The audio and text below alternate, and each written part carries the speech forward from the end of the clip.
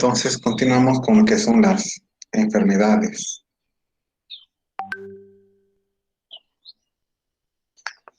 relacionadas al trabajo con las industrias.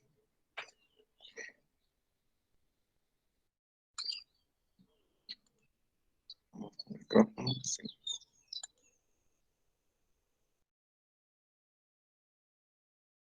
Ya.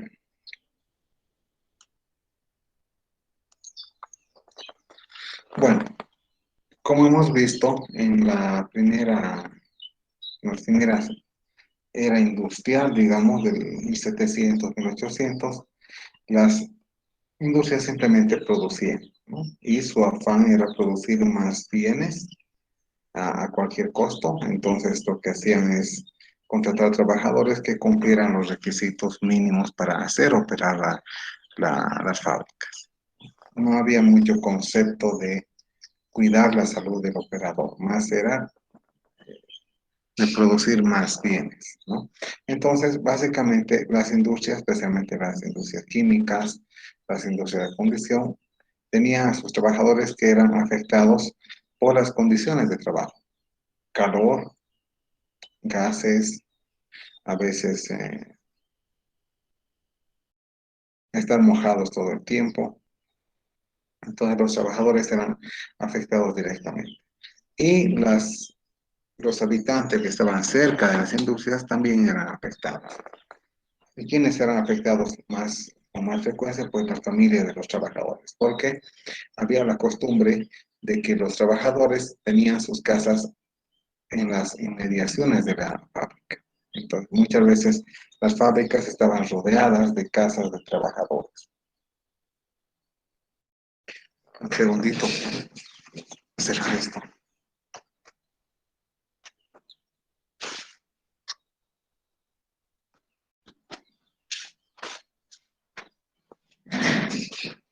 Entonces, los trabajadores eran afectados y sus familias también, ¿no? ¿Qué enfermedades tenían o qué características tenían los trabajadores en ese tiempo? Básicamente es que la tasa de vida o el tiempo de permanencia de vida de los trabajadores era menor que el promedio de la gente que no trabajaba en industrias, por las condiciones difíciles a las que se encontraban, ¿no? Entonces tenían enfermedades vinculadas a su trabajo que hacían que ellos se enfermen muy rápidamente. Muchas veces se consideraba que una persona no podía vivir 10 años trabajando en una condición, muchas veces morían antes. Entonces teníamos muertes prematuras. Se dice que la gente a los 35 años ya estaba prácticamente enferma por haber trabajado en algunas fábricas, ¿no? ¿A qué se puede comparar esto? Quizás en Bolivia nunca hemos tenido ese tipo de afección a los enfermos, a los trabajadores. Sin embargo, en las minas, en los campamentos mineros manejados hace muchos años y quizás en algunos actuales, eh, había una enfermedad clásica, ¿no?, de los mineros que se llamaba la silicosis. La silicosis era una afección de los pulmones causada por respirar aire cargado de partículas de polvo. Las partículas de polvo venían de la explotación minera, ¿no? Y esas partículas de polvo tenían gran parte de sílice y metales pesados. Por eso esas partículas de polvo se van depositando en los pulmones, bueno, se van depositando en los pulmones y haciendo que los pulmones empiecen a dejen de ser flexibles. Si ustedes tienen idea cómo funcionan los pulmones, son como bolsas que se abren y cierran, sí, se aprietan y se abren, se aprietan y se abren, y eso hace el proceso de que podamos inhalar y exhalar. Sin embargo, cuanto más polvo se deposita en los pulmones, el polvo se deposita en los bronquios. En los bronquios, y los bronquios básicamente son los puntos donde se captura el oxígeno en el pulmón. Los bronquios, como se habrán dado cuenta ustedes, o quizás han visto en algunas imágenes de medicina o cuando han visto biología de colegio tienen forma como de árbol, ¿no? Estos bronquios se van cubriendo con polvo. Este polvo tiene mucha sílice. Y lo que hace esta sílice al cubrir varias superficies es, al ser un elemento duro, evita que haya flexibilidad. Entonces los pulmones ya no pueden expandirse y no pueden comprimirse. Entonces empiezan a quedar paralizados y las personas tienen que hacer mucho esfuerzo para que se expandan o se cierren sus pulmones. Las paredes de los bronquios están cubiertas con este polvo y este polvo tiene mayormente sílice, por eso que la enfermedad se llama silicosis, ¿no? Es una enfermedad que es muy común, era muy común en la gente que trabajaba al interior de las minas. Ahora, ¿qué efectos principales había en en los trabajadores? Varios de acuerdo al tipo de industria que había, ¿no? Podía haber temblores, parálisis de dientes, pérdida de dientes, debido a las cantidades de plomo que había en los barnices, ¿no? Entonces, los barnices inicialmente estaban hechos a base de aceite, pero mezclados con plomo. Ahora, el plomo es un metal pesado que se acumula en el cuerpo y, y genera afecciones eh, en la salud bastante serias. Ahora, los que trabajaban en fábricas de vidrio, recordemos que el vidrio era un bien muy preciado en Europa, casi empezó, si no me equivoco, en China, después vino a Europa, entonces el vidrio se hacía a partir de arena, sílice fundida, con algunos componentes adicionales, da lugar al vidrio, ¿no? Entonces, esos componentes adicionales eran, por ejemplo, bórax o borato de sodio y antimonio, que daban un cierto color al cristal.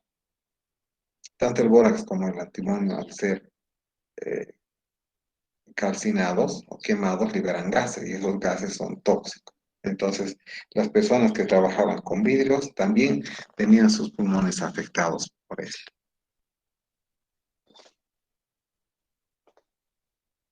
Otro era el polvo en general, ¿no? El polvo afectaba a los que trabajaban en la parte de minería o de metalurgia. Entonces, eso afectaba a los mineros y a los que trabajaban con afilar, ¿no? Recordemos que los cuchillos se hacían de metal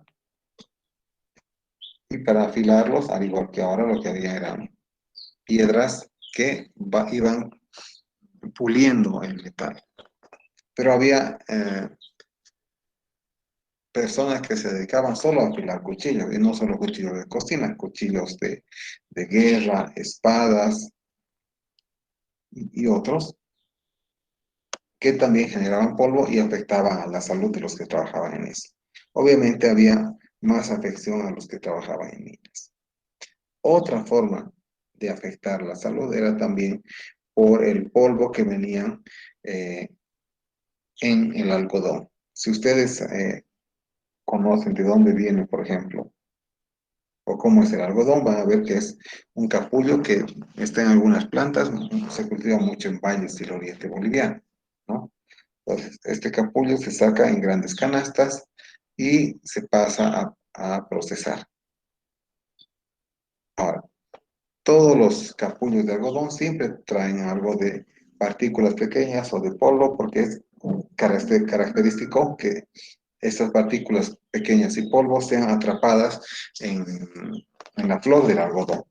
Entonces, cuando se llevan grandes cantidades de algodón a un ambiente cerrado, digamos, para aislarlo, también se genera gran cantidad de polvo. Y ese polvo y pelusas del aire pues pueden ir a afectar el sistema respiratorio de los trabajadores. Entonces los molinos de algodón también eran insalubres porque había este polvo.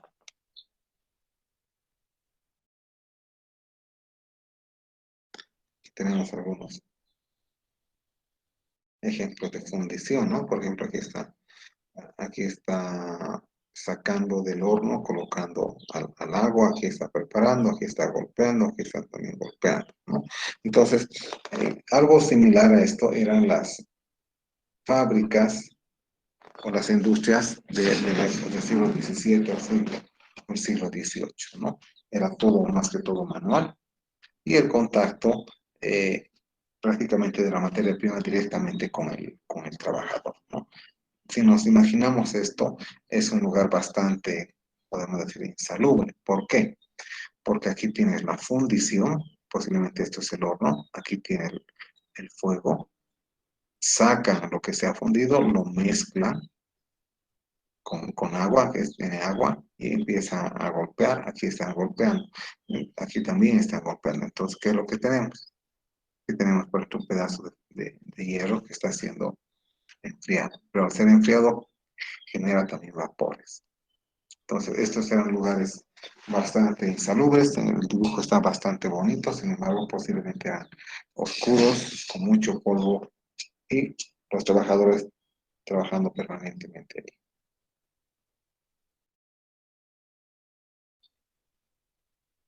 Entonces, hay algunos reportes de historiadores de ese tiempo que mostraban algunos efectos, ¿no? De hecho, en la materia solo estamos mostrando lo que tenemos a la mano, que es los efectos de la industria en la salud, pero desde el punto de vista de industrias de Europa, ¿no? Entonces, algunos de esos textos nos traen algunos párrafos como estos, dice, ¿no? La, la exposición a productos carboníferos y petrolíferos también produjo incremento en el riesgo de contraer cáncer.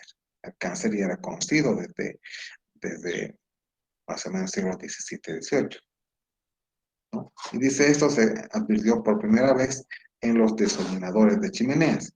¿Quiénes eran los desolinadores de chimeneas? Aquellos que limpiaban las chimeneas. Recordemos que en esta época la, la energía disponible se basaba en la quema de combustibles fósiles como el carbón. Entonces sería, si siempre había este combustible fósil como el carbón, entonces las casas tenían chimeneas. Pero ustedes saben, a medida que se utiliza una chimenea, partículas de humo van quedándose pegadas a las paredes, ¿no? Y a veces estas partículas van haciendo capas bastante gruesas, hasta incluso hacer que eventualmente la chimenea se tape. Entonces, para eso había personas que trabajaban destapando las chimeneas. Estos se los llama desollinadores, ¿no? Entonces, volviendo al texto, dice, esto se advirtió en 1775 y después en 1780, cuando el cáncer de los hiladores se generalizó en la industria textil, como epifenómeno del cambio tecnológico. Hablamos del cáncer en los desolinadores y también, perdón, hay una llamada urgente. Un momentito, por favor.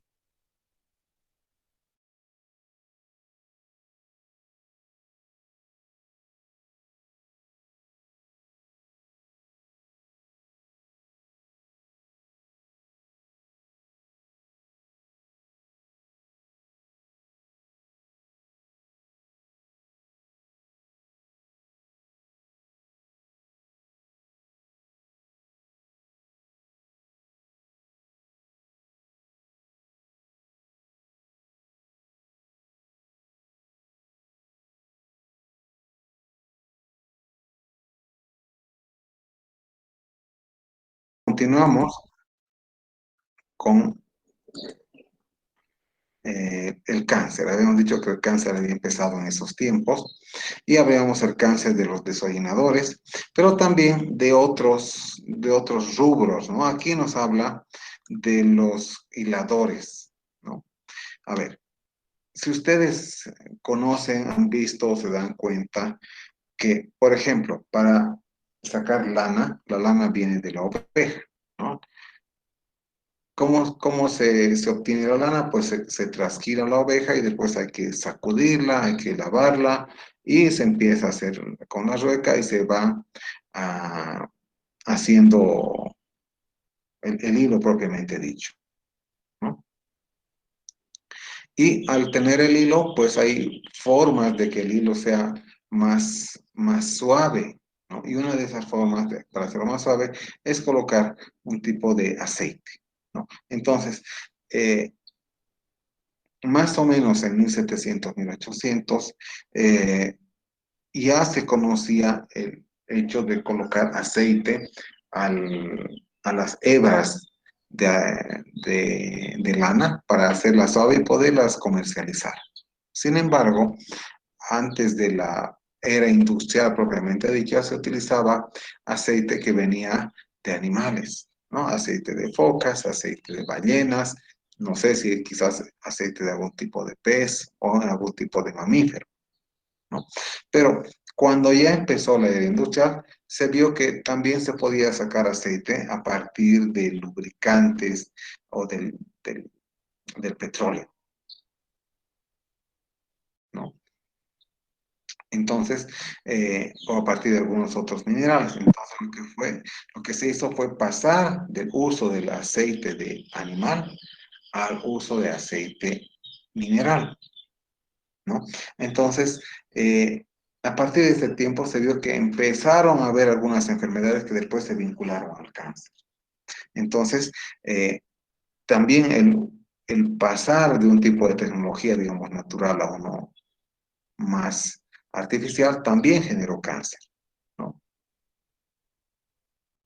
De hecho, hay algunos reportes, ¿no? Dice que en una planta donde se trabajaba con tintes que venían del alquitrán, más de la cuarta parte de los obreros contrajeron cáncer. Y posiblemente esto asociado al manejo de este otro tipo de aceites. Ahora, eh, había ciudades en Europa, y vamos a hablar algunos de Inglaterra, que tenían bastantes industrias, ¿no? Entonces, en las ciudades muy industrializadas, eh, se hizo estadísticas y se veía que el 60% de los hijos de los obreros morían muy jóvenes, ¿no? Morían antes de los 5 años, ¿no? Es una tasa de mortalidad terrible, ¿no? 60% es, a ver, la mortalidad ahora se mide por 1 por 1000, 1 por 10.000, digamos. Pero 60% es 60 de cada 100, es 600 de cada 1000, es 6000 de cada 10.000. Entonces, era una tasa de mortalidad realmente elevada. Y se piensa que esta mortalidad estaba asociada a las condiciones de vida de los niños en las industrias. De hecho, se dice que esta tasa de mortalidad era mucho mayor entre los hijos de los obreros, ¿no? Ahora bien, esto era, digamos, en la época industrial, 1700, 1800. Sin embargo, eh, más adelante, incluso en el siglo XX, se vio que estos números de, de enfermedades también se repetían, ¿no? Pero no en todas, no en las mismas ciudades. Por ejemplo, en las capitales de Europa había ese tipo de mortalidad infantil en 1700, 1800. Ya en 1950, 60, 70 se vio que había esos números similares, pero no en las mismas ciudades, sino en ciudades industrializadas del bloque eh, soviético, de la Europa Oriental, ¿no? Eso recalcando un poco lo que hemos hablado antes, que se daba mucha importancia a la producción, pero no tanto a la salud y menos al medio ambiente. Entonces, ese era el principio de enfermedades. Entonces, como conclusión, ¿no?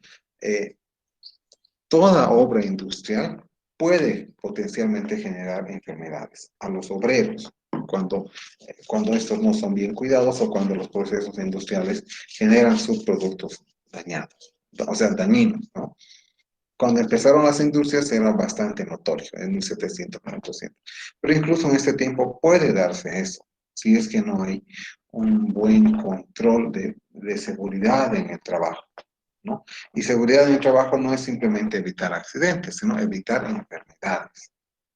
Casi todas las industrias pueden tener algunos aspectos que pueden generar enfermedades que a veces uno no se da cuenta o los obreros mismos no perciben, pero muy posiblemente los dueños, los directivos sí saben de ese potencial. Entonces, las enfermedades debidas a la industria eran bastante serias en la primera era industrial, ¿no? Ahora vamos a ver otro tipo de efecto de la contaminación o otro tipo de fuente de contaminación, ¿no? Y aquí vamos a hablar de lo que es el motor a explosión.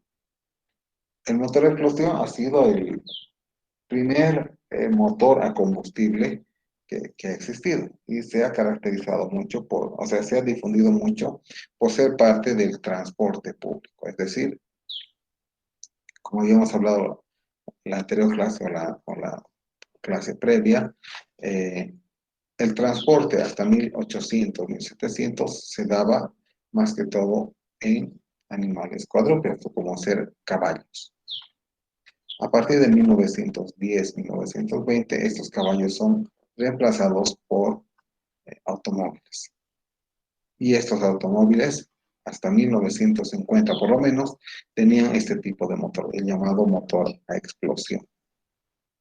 La ventaja del motor a explosión sobre el transporte, digamos, animal, es que primero no generaba tanta contaminación visible, por así decirlo, tampoco no explotaba a un animal. Sin embargo, también generaba contaminación, pero que en su momento se vio como una contaminación menor en comparación a la contaminación del sistema de transporte anterior, es decir, a los caballos, ¿no? Recordemos que una de las cosas que hemos visto por la contaminación por transporte era eh, las heces,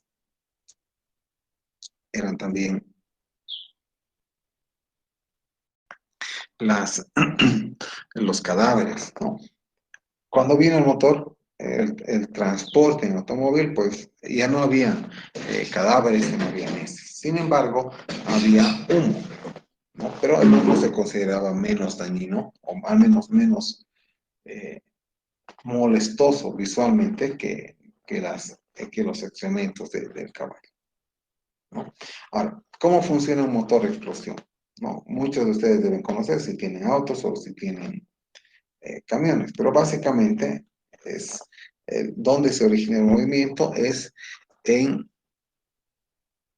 un recipiente, por así decirlo, cilíndrico, eventualmente cilíndrico, donde existe otro dispositivo de metal llamado émbolo que tiene facilidad de moverse en forma vertical. Facilidad quiero decir que es fácilmente desplazable. Ese émbolo está conectado por medio de un brazo que puede rotar llamado biela a un eje, pero este eje no es un eje longitudinal recto, ¿no? Es un eje que tiene un brazo exterior. Este eje se llama a veces el cigüeñal en los motores, ¿no? Entonces tenemos el émbolo, que a veces se dice pistón, tenemos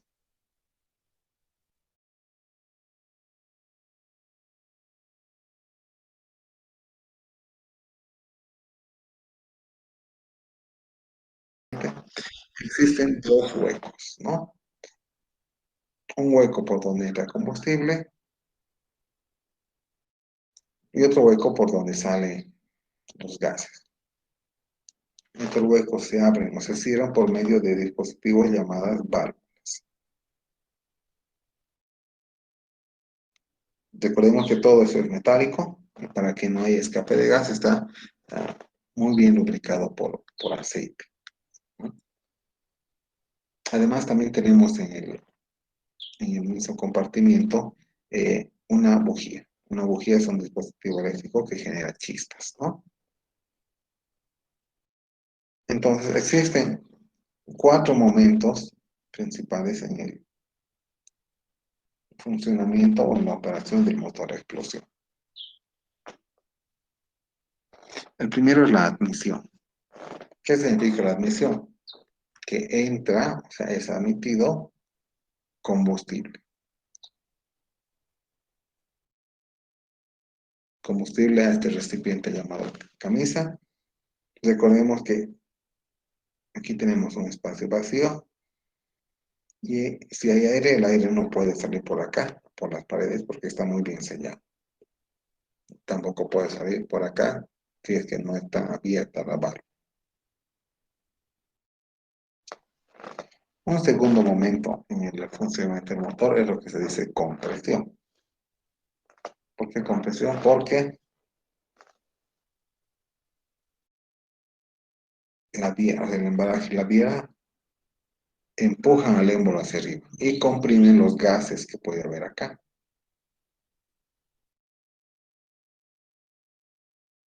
Una vez que están comprimidos, actúa la bujía y genera una chispa. Ahora, esta chispa, juntamente con el combustible, genera una explosión. Es decir, es una reacción que libera energía.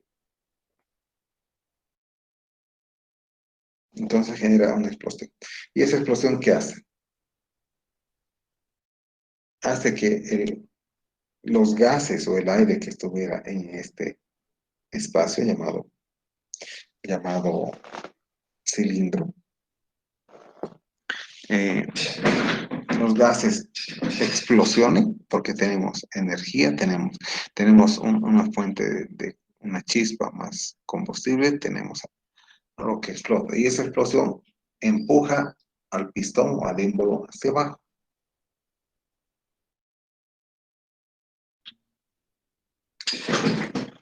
Una vez que empuja al émbolo hacia abajo, hace que la biela empuje también el eje del cigüeñal. Empuja el eje del cigüeñal y la biela hace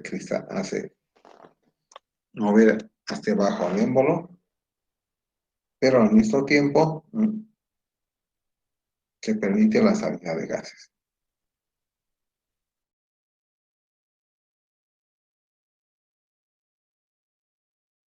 Entonces, por un hueco entra el combustible, por otro hueco salen los gases que han sido consumidos. Ahora, este es un proceso bastante rápido. Puede ocurrir hasta 200 veces por minuto. Ahora, el fenómeno no es que sube y baje, sino que este cigüeñal, este eje, está conectado a otras partes del motor. Entonces, este es el que este genera movimiento y este es el que genera los recorridos, por así decirlo, ¿no? Ahora, otra cosa que es para ver. El eje o el cigüeñal funciona permanentemente. Por tanto, permanentemente existe esta subida y bajada del émbolo, solo que a veces no está dada por su madre porque no está. O sea, muchas veces no está, o sea, muchas veces esta impulsión está dada muchas veces por minuto, tantas veces por minuto que genera un cierto número de revoluciones por minuto de este cigüeñal. Y muchas veces por minuto entra combustible y sale gas. Entra combustible y sale gas.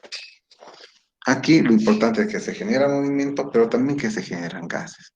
Y estos son los gases que vienen de la combustión de ese combustible. Y ese combustible en general es gasolina. Hasta ahora sigue siendo. Ahora, esos gases que se forman tienen distintos contaminantes, ¿no? Se dice combustión interna porque se quema dentro de ese compartimiento. Y produce, por ejemplo, dióxido de carbono, el CO2, monóxido de carbono, el CO, óxidos de nitrógeno, NO, por ejemplo, que son tóxicos y que están en forma de humo. Ahora, una vez que estos salen a la atmósfera, producen diferentes formas de contaminación, como peróxidos, que irritan los ojos, ozono, que a nivel del suelo reduce la fotosíntesis y las plantas y dificulta la respiración. Después vamos a ver que el ozono también es bueno, pero cuando se encuentra a una gran altura sobre la atmósfera. Entonces, estos gases reaccionan con la luz solar y forman una especie de niebla llamada niebla fotoquímica. Y esta niebla es una niebla tóxica que se da en la mayoría de las ciudades modernas, ¿no? Entonces, un poco resumiendo esta parte, los motores de explosión generan gases. Estos gases llegan a la atmósfera y son potencialmente dañinos, ¿no? Dañinos a la salud porque irritan los ojos y también son dañinos a las plantas. Y ustedes pueden ver este tipo de niebla en nuestra ciudad. ¿Cuándo? Por ejemplo, cuando llegan del valle alto, en la tarde. Entonces, cuando uno se aproxima a Cochabamba, ve que parece que hubiera unas nubes, parece que hubiera una niebla oscura. Esa es la llamada niebla fotoquímica, ¿no? Esa niebla fotoquímica es el resultado de la combustión de los motores. Es decir, por eso hay una crítica general a los motores que botan gases, a los motores que utilizan gasolina, diésel.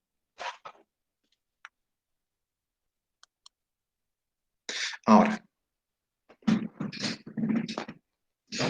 los combustibles que se utilizaban en el motor de explosión básicamente estaban aquí. O sea, salían como derivados del petróleo, como gasolina, diésel. Pero a medida que pasaba el tiempo, más o menos en los años 40, 50, se vio que si uno quería más potencia para su motor, la explosión que se daba aquí, en la camisa, en este compartimiento, debía ser más fuerte. Una forma de que hubiera más potencia era aumentar más combustible. Se aumentaba más combustible y la explosión era mayor, pero también el motor el motor consumía más combustible.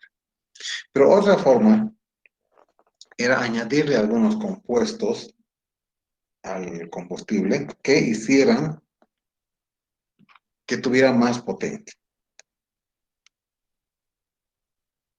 Y una de las cosas que se añadía era plomo. O sea, plomo como, si no me equivoco, como tetretilo de plomo, ¿no?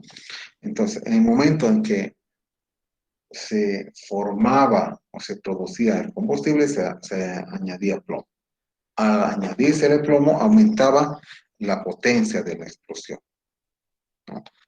Entonces, se decía que al colocar este de retiro de plomo, se aumentaba la compresión o se aumentaba el octanaje. Bueno, ustedes son bastante jóvenes la mayoría, pero hasta hace unos 20 o 30 años se decía cuánto octanaje tiene tal combustible, cuanto más octanaje tenía, pues era más potente, ¿no? Ahora ya no se utiliza esos términos, ¿no? Pero se añadían compuestos que aumentaban el octanaje. Entonces, a raíz de ese aumento de plomo en los combustibles, también el plomo fue a la atmósfera y también se depositaba en las superficies. Sin embargo, algunas estadísticas nos dicen que entre 1946 y 1968, el plomo utilizado en combustible por kilómetro aumentó en un 80%. Es decir, aumentó mucho más. Es decir, al principio se le añadió poquito de plomo y hasta 1960-68 usted vio que aumentando más plomo había más potencia. Entonces, se gastaba más plomo. Pero al añadir más plomo, vamos a ver aquí, liberamos ese plomo a la atmósfera. Pero ustedes dirán, ¿qué problema trae el plomo? ¿No? Básicamente es un compuesto tóxico que se deposita, si viene de gases, se deposita en los techos, se deposita en las paredes, eventualmente si hay campos de cultivo se puede depositar en los productos que están siendo cultivados. Y eso es altamente tóxico, no es derivable, no es tratable la contaminación por plomo. Y esto se daba en 1968. Entonces, como resumen de esta partecita, cuando aparecieron los autos eran muy bien aceptados. ¿Por qué? Porque en teoría reducían el problema de contaminación visual y contaminación de olores, ¿no? Que generaban los caballos, es decir, las heces en las calles, los cadáveres. Entonces, eso era minimizado por el uso del transporte en automóvil. Sin embargo, ya en 1943 se detectó el primer efecto de niebla fotoquímica. Y después, ya en 1953, eran tantos los casos que organizaciones relacionadas a la salud pedían medidas urgentes. Obviamente al principio no se sabía de dónde venía esa niebla, pero después se asoció que en poblaciones donde no había mucho transporte público, no había mucho humo, tampoco había humo en los cielos. ¿No? Eso era lo que se sabía. Entonces aquí hay algunas imágenes, estas son ya de Bolivia, donde donde vemos buses liberando gases. O aquí, ciudades que están cubiertas con esa niebla. Ahora, si bien los automóviles se generaron en Inglaterra, en Estados Unidos, a medida que empezaba a haber automóviles en otros países, empezaron a hacerse nuevas fábricas, porque el automóvil se convirtió en un objeto de uso general. Entonces, en las otras ciudades también empezaron a haber los mismos problemas asociados a la contaminación por gases de combustión. Por ejemplo, en Tokio, a finales de los años 60, más de 50.000 personas se vieron incapacitadas por la niebla fotoquímica, la niebla fotoquímica. ¿Y cómo afectaba estos grandes eventos de contaminación? Básicamente, el, el humo entra a los pulmones y los irrita, entra a los ojos y los irrita. Entonces hay que alejarse del humo. De hecho, en 1980 hubo un gran evento de contaminación por este tipo de niebla en México, en la Ciudad de México, y se tuvieron que cerrar las escuelas por lo menos por un mes para que los niños no vayan a ser contaminados.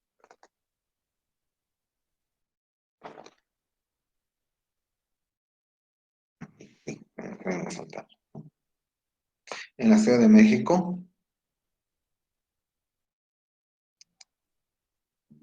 donde existe un fenómeno de inversión natural de los valles, inversión natural significa que eh, el polvo tiende, o sea, no hay un efecto de viento en un valle, sino tiende a ser estático.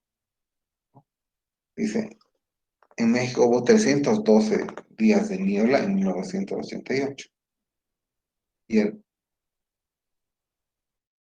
el 89 los escolares tuvieron que quedarse en casa durante un mes por los altos niveles de contaminación. Entonces, dejar de ir a la escuela porque hay contaminación debe ser un caso extremo, ¿no? Aquí no lo hemos tenido nunca, pero en México sí lo tuvieron hace varios años.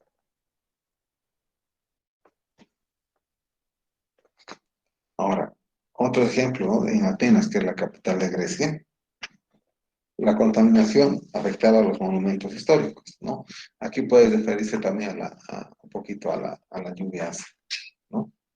Pero en 1984, debido a esta niebla fotoquímica, dice, hasta 500 personas tuvieron que ser hospitalizadas por la niebla fuerte.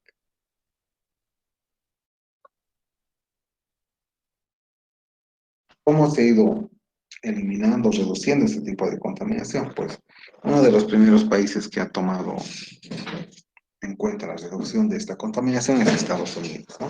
En 1970 el gobierno promulga una ley que se llama la Ley del Aire Limpio, la cual empezó a promover la reducción progresiva de los aditivos de cloro en las gasolinas. Eso fue en 1970. Y cuando empezó la Unión Europea en 1985 y un poco después, recién Europa empezó a tomar en cuenta esa legislación o tener una legislación similar. Ahora, sabemos que la niebla fotoquímica se produce por gases de escape de autos mayormente, también por combustión de otro tipo de cosas, como ser incendios, pero gran parte de los gases salen de los motores de los autos. Y hacer la reducción de los gases de los autos fue complicado en los años 70 y sigue siendo complicado ahora. Entonces, eh, hubieron algunos países, como Japón, que empezaron a colocar algunos materiales que retenían los sólidos de los gases de combustión de los autos, ¿no? Y estos eran llamados catalizadores. Estos catalizadores eran tubos que estaban conectados al escape y que tenían una especie de filtro, ¿no?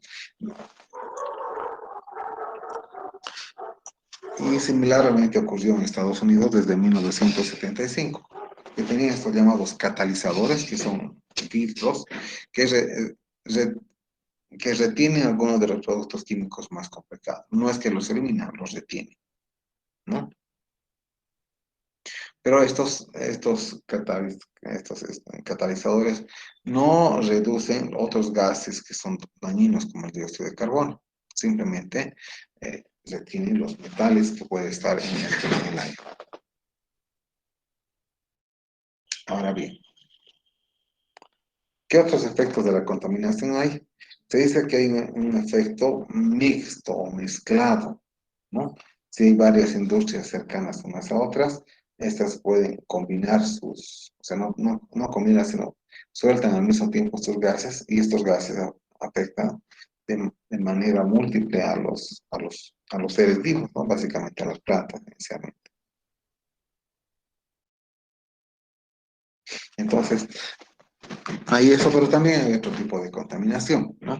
Dice, la mayor variedad de productos químicos que son liberados por los procesos industriales, es decir, los nuevos procesos industriales crean nuevos materiales, nuevas sustancias regularmente. Otro fenómeno que ha ayudado a la contaminación es la aplicación intensiva de pesticidas y fertilizantes artificiales. Recordemos que en 1920 a 30 el uso de pesticidas estaba siendo incentivado, ¿no? Y en 1940, 50 ya fue más masivo. También el uso de los fertilizantes artificiales empezó en los años 80. Además tenemos los gases que vienen de los vehículos. Y estos gases se vinculan a otros gases como dióxido sulfúrico y generan la lluvia ácida. Entonces todos estos componentes simultáneos pueden causar más daño que un componente solito.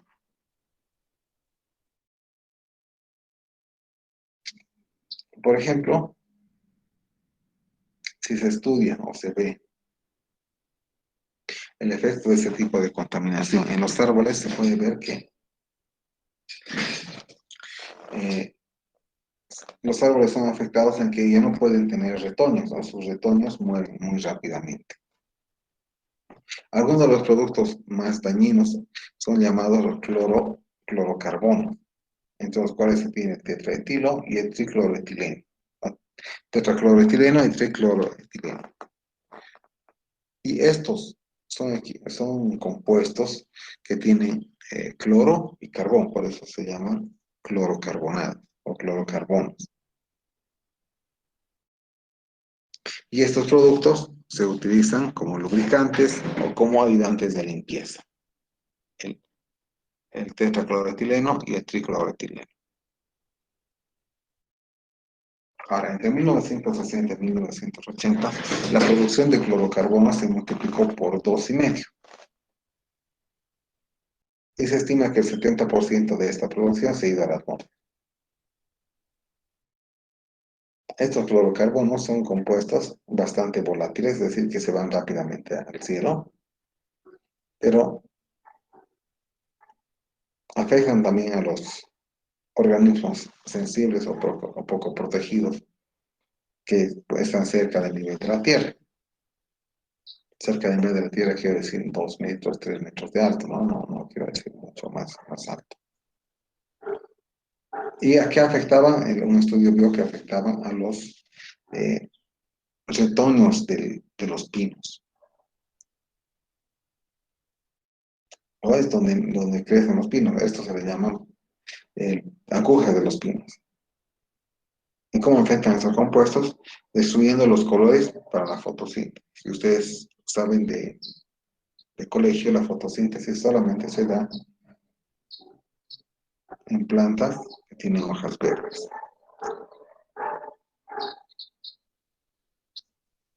Ahora, eh, estos compuestos se utilizan para la fotosíntesis, pero si es que son afectados por estos otros que son nocivos, pues pueden de, de dejar de hacer funcionar el sistema de la fotosíntesis. Ahora, el tetracloroetileno también reacciona con el ozono y la luz ultravioleta. El ozono y la luz ultravioleta naturalmente se encuentran en la atmósfera. Pero, ¿cómo reaccionan? Formando otro compuesto llamado tricloroacético. El tricloroacético, ácido tricloroacético, es un herbicida muy fuerte. Es decir, sirve para eliminar plagas de las hierbas o de las plantas.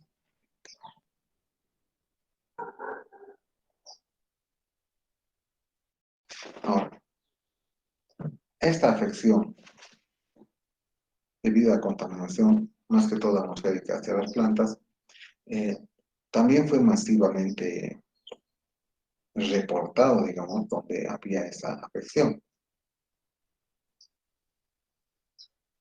Y más o menos en los años 80 se empezó a detectar en Alemania, ¿no?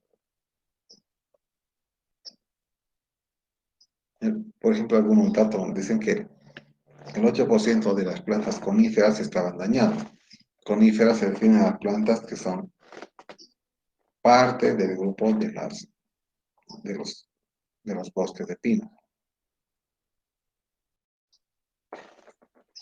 En 1984 ese 8% pasó a 50% y en 1986 el 87%.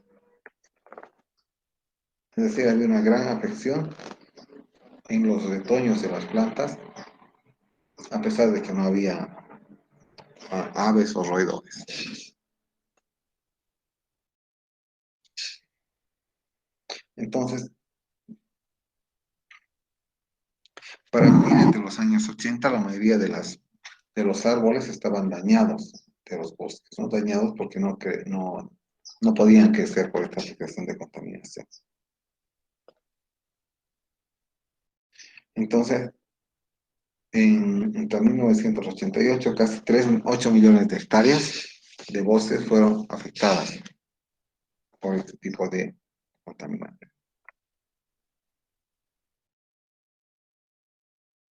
Vamos a hablar de pesticidas, ¿no? Antes vamos a... Parece que hay alguien que quería entrar a la clase. La flores marca medio tarde.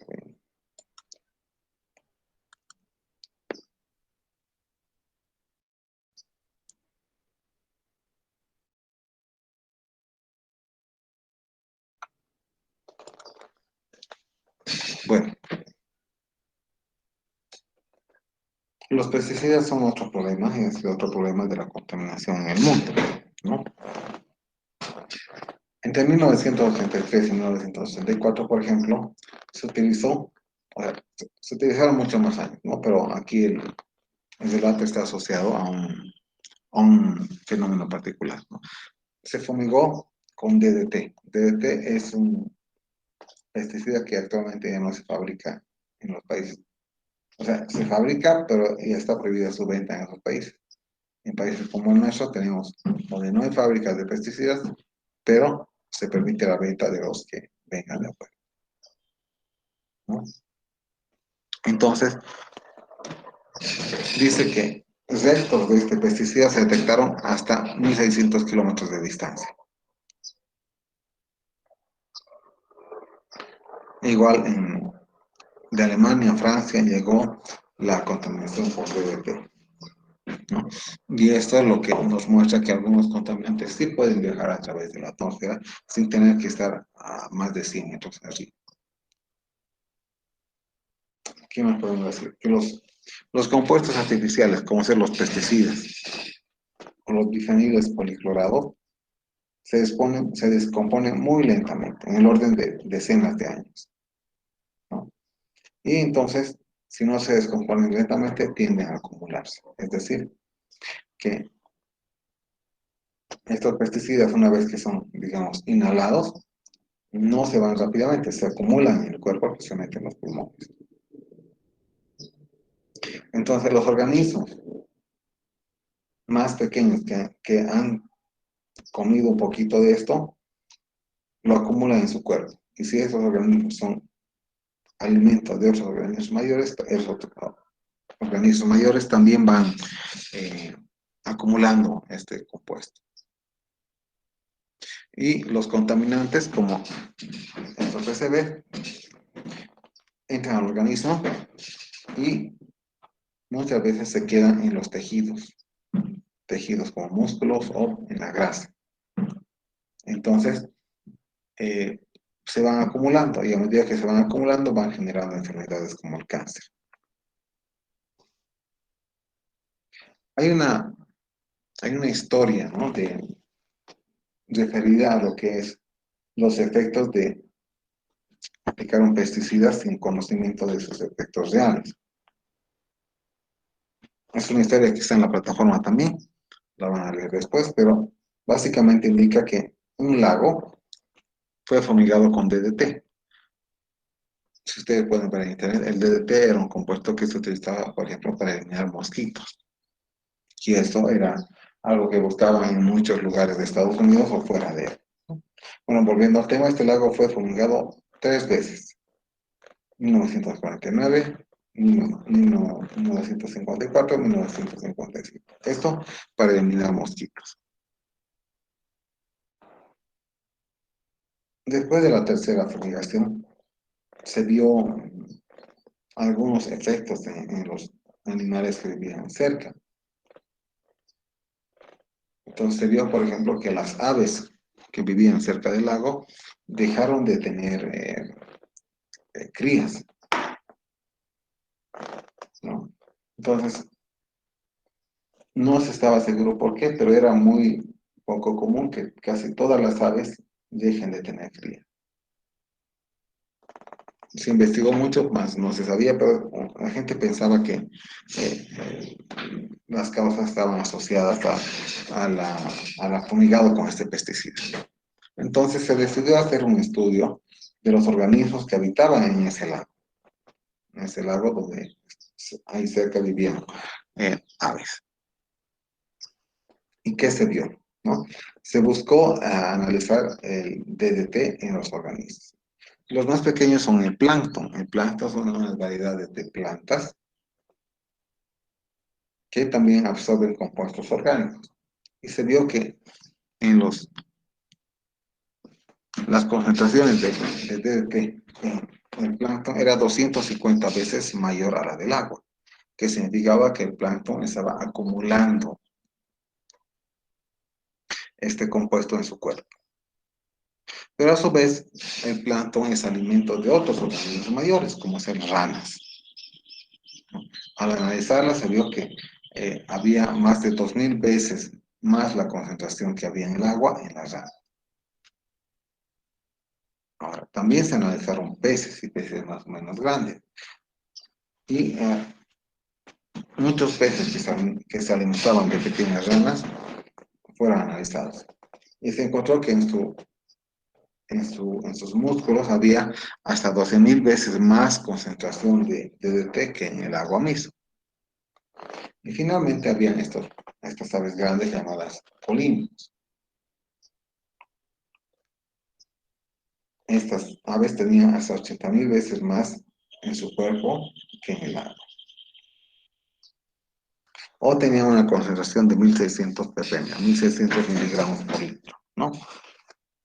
Ahora, estas aves no morían por el plaguicida. Y si morían, hubieran tardado muchos años.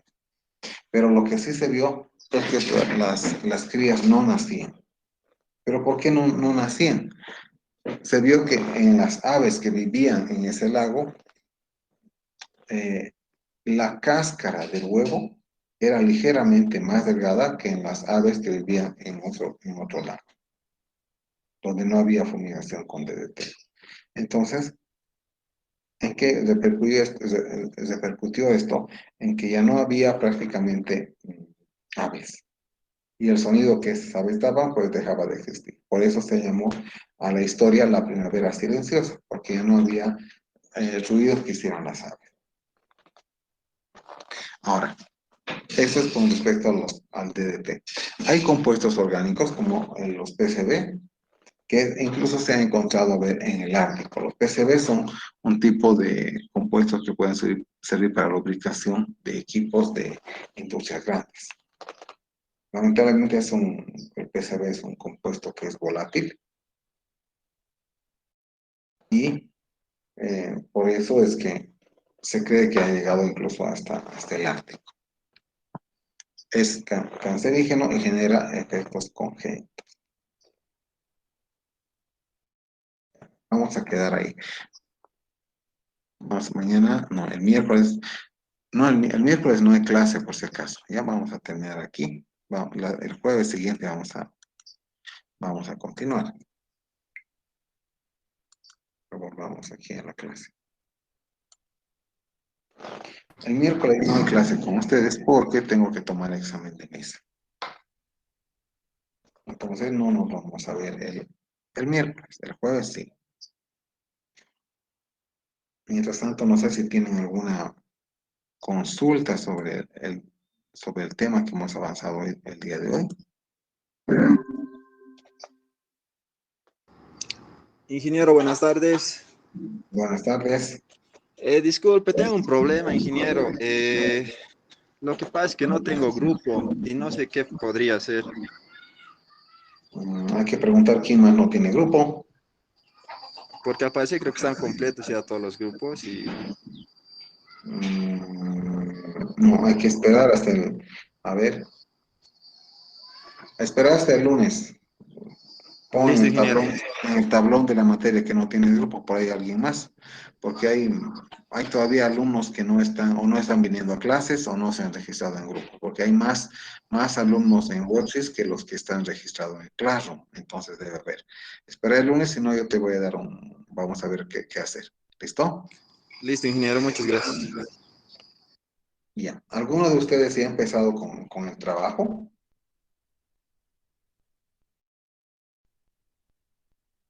Por lo menos a leer, se habrán empezado a reunir.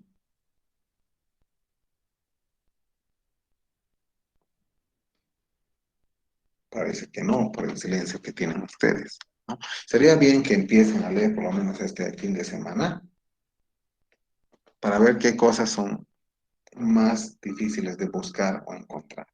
Bien. Estamos siguiendo el texto. Ustedes para sus trabajos pueden leer el texto, pero no solo el texto de la materia. Hay harto en internet de cada tema, entonces sería bien que vayan leyendo. Y que lean también, no lean solo periódicos, lean artículos, lean libros que hay disponibles en internet. Bueno, eh, vamos a ver si ha aumentado alguien. Voy a ver la plataforma. A ver, un ratito, vamos a compartir la pantalla.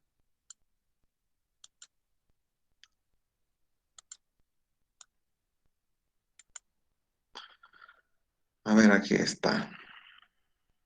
Ah, sí, no, no hay nadie más. Hasta el grupo 14 han dicho. Entonces tienen ahí para, ya les he dicho dónde está la tarea y ya pueden ir a revisar. Si no hay comentarios, vamos a dejar aquí la materia y nos vemos el siguiente jueves. El miércoles no hay clase con ustedes, tengo que tomar examen de mesa. Bueno, hasta luego entonces, alumnos, nos vemos. Hasta luego, Inge. Hasta luego, Inge. Chao, hasta luego.